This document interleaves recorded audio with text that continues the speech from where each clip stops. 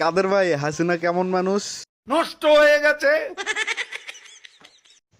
আওয়ামী লীগের এত দায়িত্ব নিয়েছেন কিসের জন্য? শেখ হাসিনাকে হত্যা করার জন্য। তাহলে